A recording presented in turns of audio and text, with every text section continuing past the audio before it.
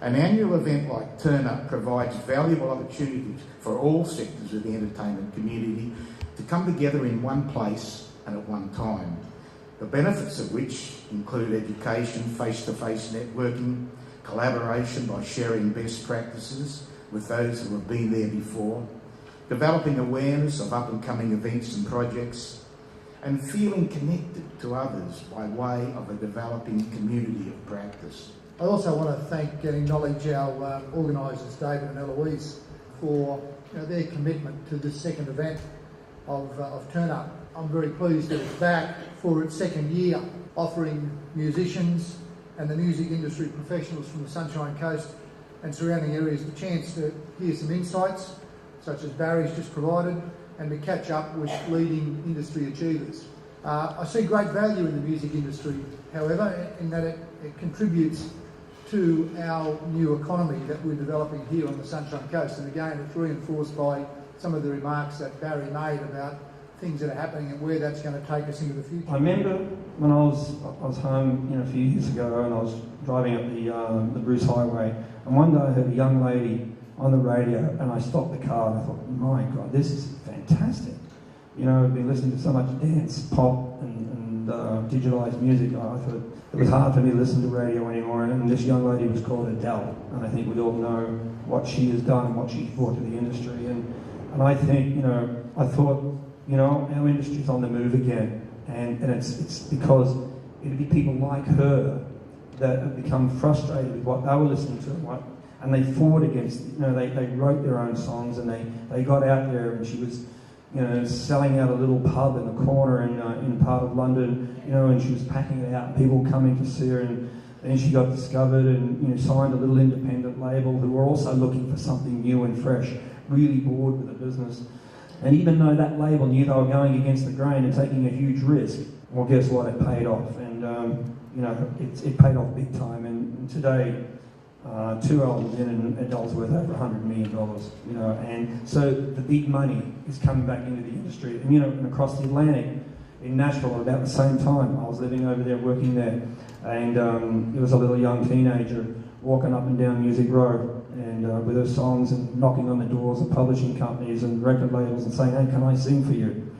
Doing it the hard way, not signing up to go on a TV show and be discovered overnight. And Taylor Swift is that young lady, as you probably all guessed. Eventually was discovered, you probably know or not know this, but there's a great little bar in, just a small bar, half the size of the lobby bar out there, and it's called the Bluebird Cafe. And she was doing a singer-songwriter night out there. They do an evening round where, they all sit in a circle, and she was discovered that night, signed, and she's worth over $240 million today. And this is the new industry that you guys are looking at. There is money to be made again. Everyone says it's over, it's never going to be the same. It may never be the same, but there is real opportunity out there. There really is opportunity. And I think whether you're an artist or a new manager, I believe that the next few years are very exciting for you.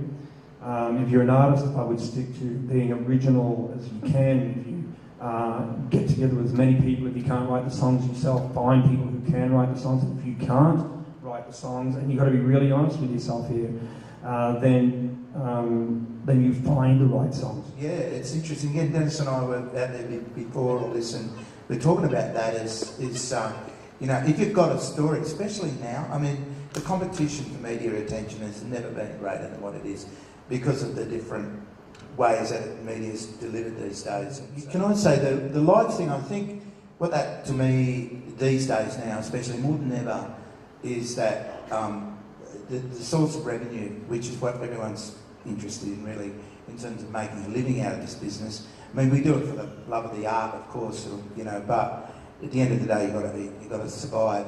Back in vinyl days and then compact discs through the 80s, it was a bonanza. It was huge, and physical sales were there. And I pretty much every artist I managed, and it's not a brag, it's just a fact. Every artist I managed during the 80s went either gold or platinum. The sales were that good. Gold should be bought down to about 10,000 units in Australia now because it's so bloody hard to get in terms of just that status. But to me now, everything's about being live, being a festival director. First thing I do is go to YouTube and see how the band plays, what they sound like, what they look like, which is just another hint is if you're going to make a clip for YouTube, make it, your fans are going to put them up there, but make sure that yours are at the top of your channel, because if I see something that's shot on an iPhone and then the next one, if it doesn't stack up, even though you might be good, it's really hard to see through that if you've got, I get 1,000 people applying for the muster, so I got to get through that. But that's what it's about these days is the whole live performance, because and as far as revenue goes, the publishers don't give you big advances anymore. There's not a lot of money from that, but live performance, you can make good money out of live performance if you're prepared to work.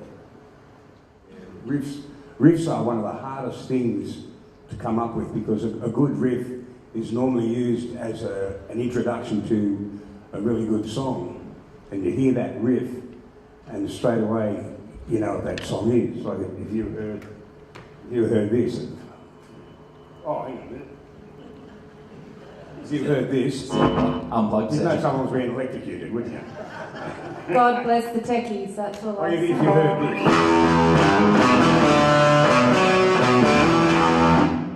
That's where as soon as you hear that riff, you know straight away it's the Monkees. I'm a believer. See what I mean?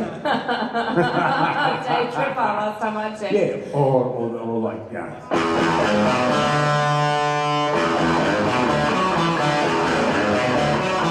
straight away.